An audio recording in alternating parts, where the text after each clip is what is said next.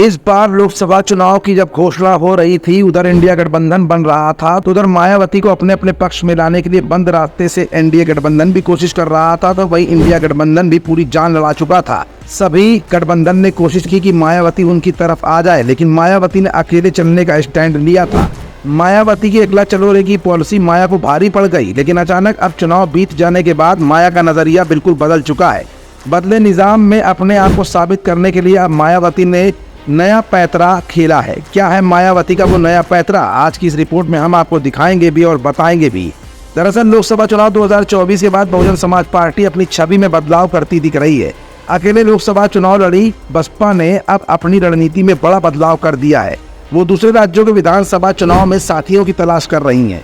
हरियाणा में वो नेशनल लोकदल इनेलो के साथ विधानसभा चुनाव लड़ेंगी। दोनों पार्टियों ने गठबंधन का ऐलान कर दिया है। दोनों के बीच सीटों का बंटवारा भी हो गया है। इनेलो 53 सीटों पर और बसपा 37 सीटों पर चुनाव लड़ेगी। बसपा प्रमुख ने ये जानकारी खुद दी है। मायावती की बदली राजनीति यूपी में भी राजनीतिक बदलाव के संकेत देने शुरू कर चुकी है। यूपी चुनाव 2022 और लोकसभा चुनाव 2024 के रिजल्ट के बाद माना जा रहा है कि मायावती यूपी की राजनीतिक जमीन पर भी अपनी रणनीति में बदलाव कर सकती हैं।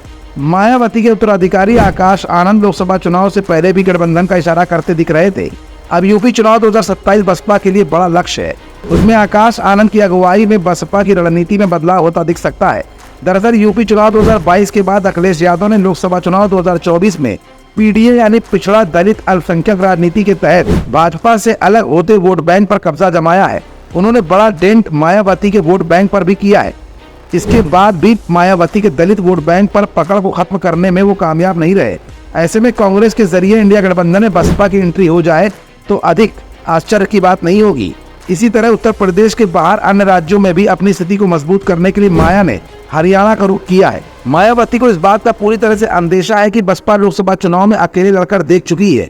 अब अगर जनाधार न बढ़ा तो उसका राष्ट्रीय पार्टी का दर्जा भी खत्म हो सकता है। पिछली बार वो 4 राज्यों में राज्य स्तरीय पार्टी का दर्जा हासिल करने से राष्ट्रीय पार्टी बन पाई थी। अब आगे ये दर्जा बरकरार रखना है तो उसे 4 राज्यों में राज्य स्तरीय पार्टी बनना ही होगा। और इनमें से सबसे बड़ी बात यह है कि जिस उत्तर प्रदेश से मायावती की मजबूत राजनीति की शुरुआत हुई थी, उसी उत्तर प्रदेश में अपने घटते जनाधार को मजबूत करने के लिए वो कांग्रेस के माध्यम से समाजवादी पार्टी का भी दामन थाम सकती हैं और इंडिया गठबंधन का हिस्सा बनकर मजबूत विपक्ष की हिस्सेदारी भी निभा सकती हैं।